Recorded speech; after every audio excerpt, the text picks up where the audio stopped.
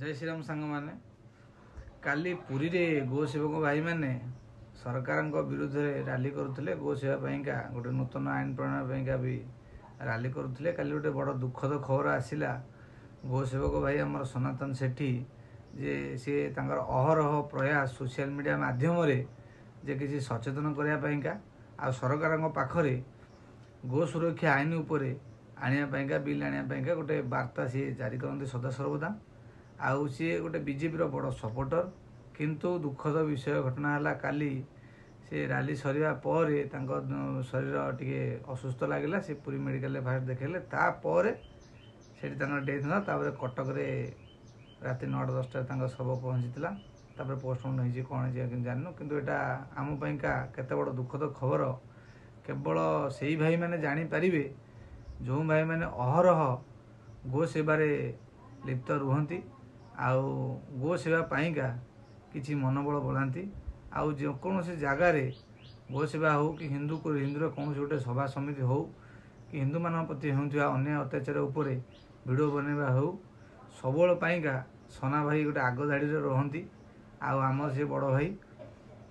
भाईंकर सहरह प्रयास जे हिंदू माने केमती जागरण हेबे हिंदू माने केमती एकत्रित हेबे विगत दिन में हिंदू मान होता अत्याचार आम मठ मंदिर उपर होता अत्याचार तारी उपरे भाईंकर अहरह सबुले प्रयास रुहे हिंदू मान केमती सचेतन करवा ये गोटे अपूरणीय क्षति आम हिंदू समाज पाइका कहीं जहाँकर प्रयास कर्मे शह शह गो सेवक भाई माने बजरंग दलर भाई माने आरएसएस रो भाई माने एकत्रित ही राजरास्ता को आसती आंदोलन करती किंतु ये दुखर परितापर विषय जे आमे तांकठू दूरे अच्छु किंतु सचेष्टा करूँ पाखे के पहुँचापा आउ मोर प्रभु जगन्नाथ पाखरे एतिकी अनुरोध रहिबो जे सना भाईंकर आत्मा को शांति मिलू आउ प्रत्येक हिंदू भाई मानक मु अनुरोध करी वीडियो माध्यम प्रभु सी भी प्रभु जगन्नाथ पाखरे सी भी